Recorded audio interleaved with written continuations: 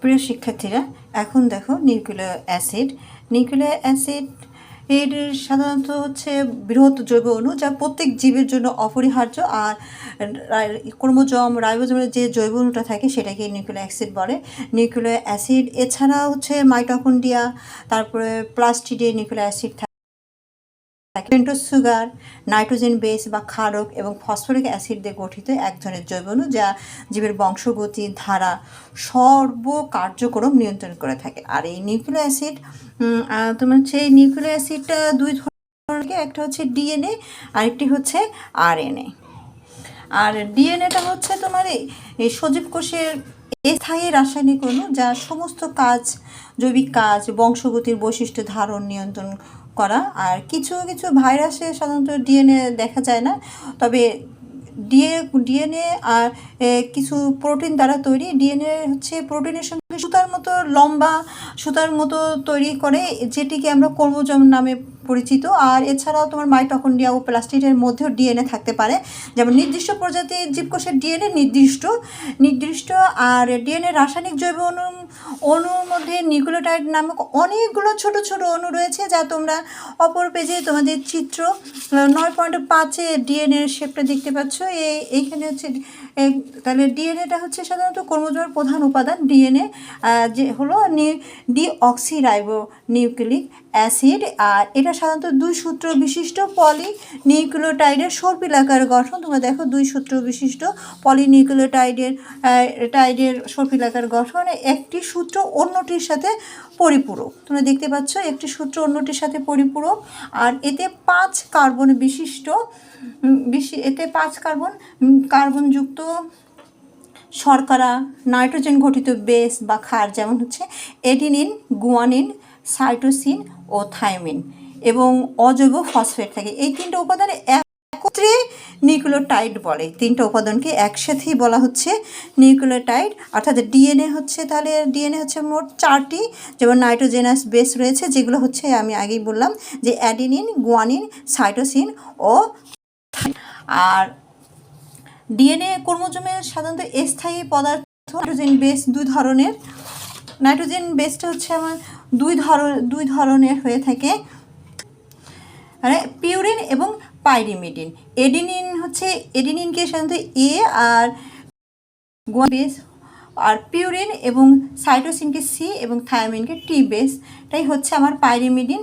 আর একটি সূত্রে হচ্ছে এডিনিন, অন্যটির সূত্রের সাথে, একটি সূত্র হচ্ছে এডিনিন আর অন্যটির সাথে থায়ামিনটির সাথে 2টি হাইড্রোজেন বন্ড দিয়ে যুক্ত হয়ে থাকে। আর একটি সূত্রে গুয়ানিন, যে অন্য সূত্র হচ্ছে সাইটোসিনের সাথে 3টি হাইড্রোজেন বন্ড দিয়ে যুক্ত হয়। অর্থাৎ আমরা বলতে পারি যে এই বন্ধনটা সর্বদা, অর্থাৎ সবসময় পিউরিন এবং পাইরিমিডিনের মধ্যে হয়ে থাকে। 2টি সূত্রে একটি অন্যটির পরিপূরক, কিন্তু একরকম নয়।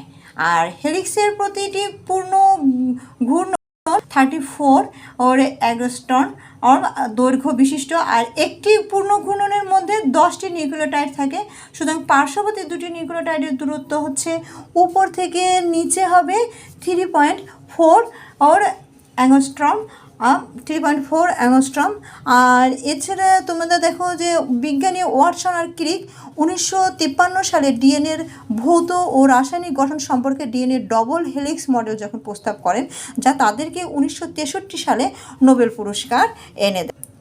এখন আসলে আমরা দেখি ডিএনএ আসলে আমাদের শরীরে কি কি কাজ করে। ডিএনএর কাজ হচ্ছে জীবের সব বৈশিষ্ট্য ধারণ করে এবং নিয়ন্ত্রণ করা, গাঠনিক উপাদান হিসেবে কাজ করা, বংশগতির আণবিক ভিত্তি হিসেবে কাজ করে, জীবের যত শরীর তাত্ত্বিক বা জৈবিক কাজগুলো নিয়ন্ত্রণ করা। আর ডিএনএর কাঠামোয় যদি কোনো গোলাযোগ কখনো সৃষ্টি হয়, সেটা সে সংশোধন করে ফেলে, আর মিউটেশনের মাধ্যমে প্রকরণ সৃষ্টি করে বিবর্তনের মুখ্য ভূমিকা পালন। এখন দেখো যে আরএনএটা হচ্ছে, অর্থাৎ আরএনএ অর্থাৎ রাইবোনিউক্লিক অ্যাসিড, যেটা কোষের সাইটোপ্লাজমে মুক্ত অবস্থায় অথবা রাইবোজোমের সাথে সংযুক্ত অবস্থায় থাকে।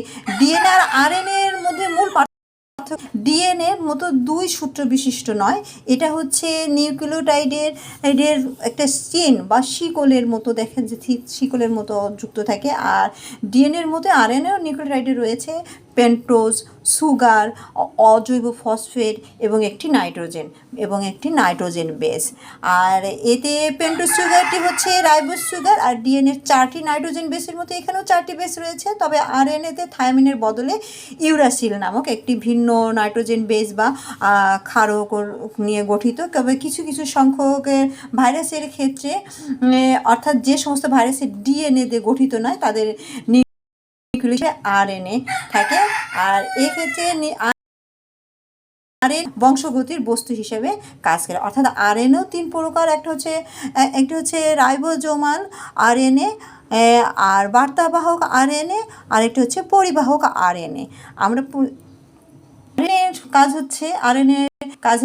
প্রধান কাজ হচ্ছে প্রোটিন সংশ্লেষণ করা। এটা বার্তা বহন করে রাইবোজোমে পৌঁছে দেয় এবং বংশগতির বৈশিষ্ট্য বহন করে।